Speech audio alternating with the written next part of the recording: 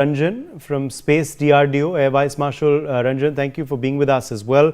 Your first comment, of course, on the Union Budget 2025 and particularly what outlays have been announced for the space sector.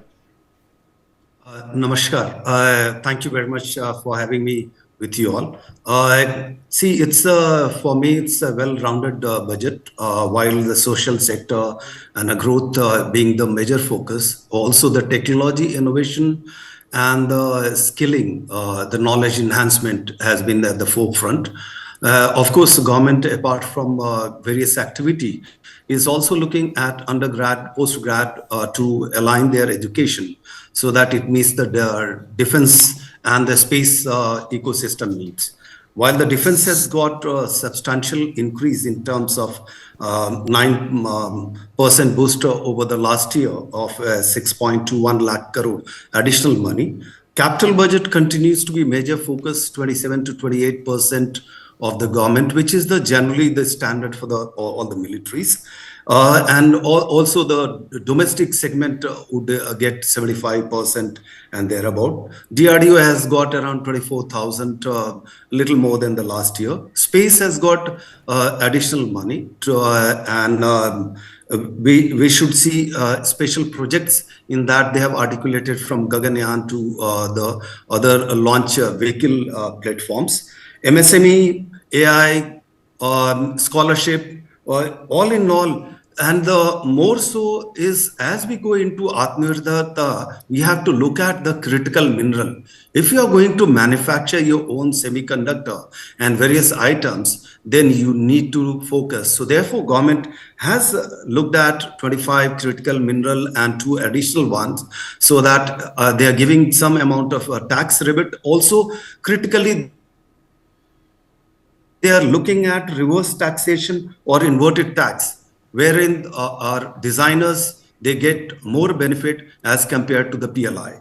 I would have loved to see that enhancement in the R&D tax break, going up to 200% as it is to be in erstwhile era beyond 2000, earlier than 2016, if we have to become from manufacturing to R&D side. Yes. So S&T R&D tax should be the next target for us.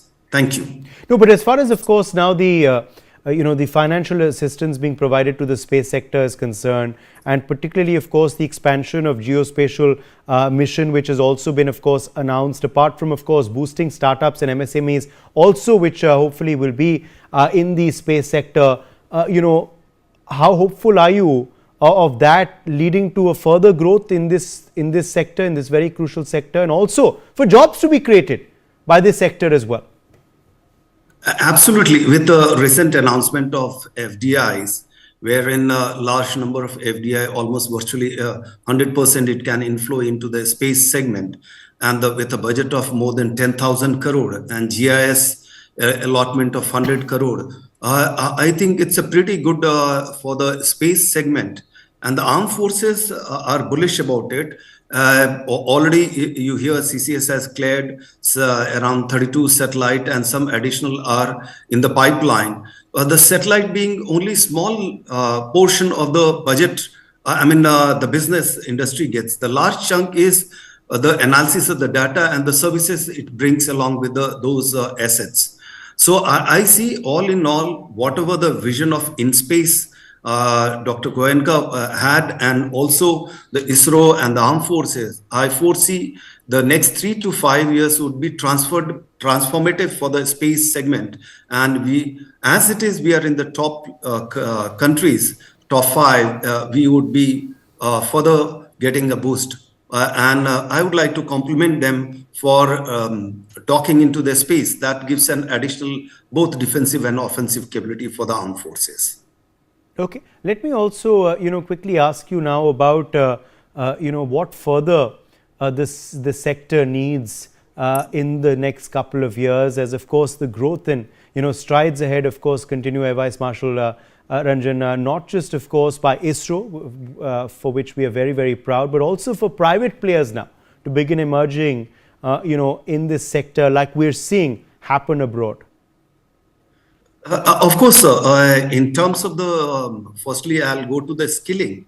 The government of India recently announced additional masters into the space and the undergrad for the space, special attention, wherein the minor degrees have been introduced for the space, and various colleges have taken up the challenge. Also, the large number of the private players as a result are coming in, and some of them, even the US Space Force has picked up. Digantra to name one, also Pixel to name another one. In a big manner, US Space Force is aggressive about them. Also, Indian Armed Forces in a big manner going to handhold them, not only buying the product, Yes.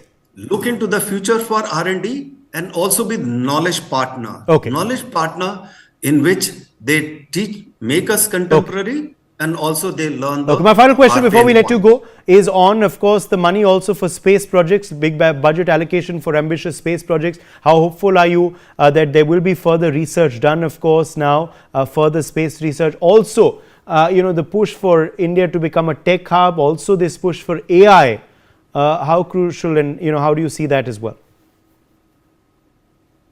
Is this for me? Yes. Okay.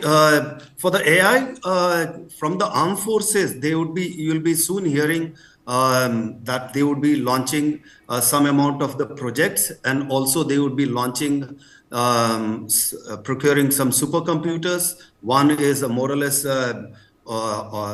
work is on at very advanced stage. Another two, etc., is coming in. Yes. Large number of projects are likely to be thrown in by the armed Okay. forces, because we are bullish about something called as multi-domain operations, wherein AI plays a great role.